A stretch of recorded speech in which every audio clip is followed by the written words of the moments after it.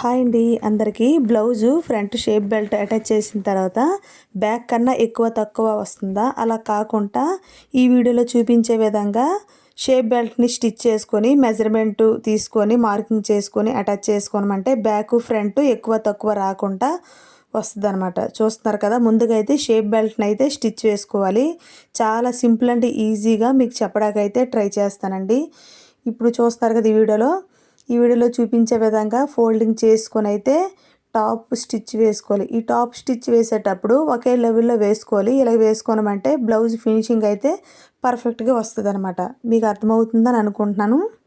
ఈ క్రాస్ ముక్కలను కూడా లైట్గా ట్రిమ్ చేసుకోవాలి. చూస్తారు కదా, రెండు షేప్ బెల్ట్ని సమానంగా అయితే పెట్టుకోవాలి. ముందుగా అయితే ఇప్పుడు మనం మెజర్మెంట్ తీసుకొని షేప్ బెల్ట్ మీద మార్కింగ్ చేసుకొని అయితే కట్ చేసుకుందాం. అది ఎలాగనేది వీడియోలో అయితే స్పష్టంగా మీకు అర్థమయ్యేటట్టు చెప్పడానికైతే నేను ట్రై చేస్తాను. ముందుగా అయితే బ్యాక్ని ఇలా పెట్టుకొని బ్యాక్ ఫ్రంట్ షోల్డర్ని అయితే ఈ వీడియోలో చూపించే విధంగా పెట్టుకోవాలన్నమాట. చూస్తున్నారు కదా, మీకు అర్థమవుతుందని అనుకుంటున్నాను.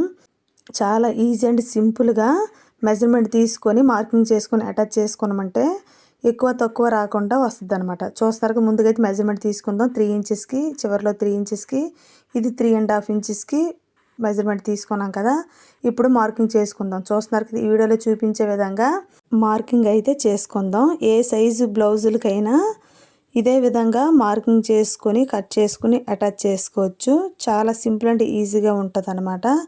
ఇప్పుడు మార్కింగ్ చేసుకున్న ప్రకారం కట్ చేసుకొని ఈ వీడియోలో చూపించే విధంగా ఇలా క్రాస్ ముక్కని కట్ చేసుకోవాలి.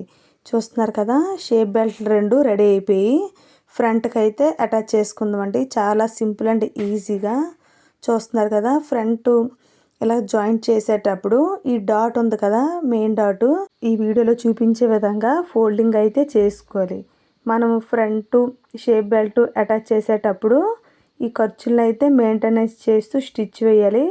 చూస్తున్నారు, ఫినిషింగ్ అయితే పర్ఫెక్ట్గా వస్తుంది. ఈ సెకండ్ స్టిచ్ చేసుకోవడం వల్ల కుట్లు అయితే కొంచెం స్ట్రాంగ్గా ఉంటాయి అన్నమాట. చూస్తున్నారు కదా, ఫ్రంట్కి అయితే షేప్ బెల్ట్ని అటాచ్ చేసుకున్నాం కదా. చూస్తున్నారు కదా, ఈ వీడియోలో చాలా పర్ఫెక్ట్గా వచ్చాయి. ఈ వీడియోలో చూపించే విధంగా స్టిచ్ చేసుకున్నారంటే బ్యాక్ కన్నా ఫ్రంట్ ఎక్కువ తక్కువ రాదు. ఈ వీడియో మీకు నచ్చిందా? లైక్ చేయడం మర్చిపోకండి. Thank you.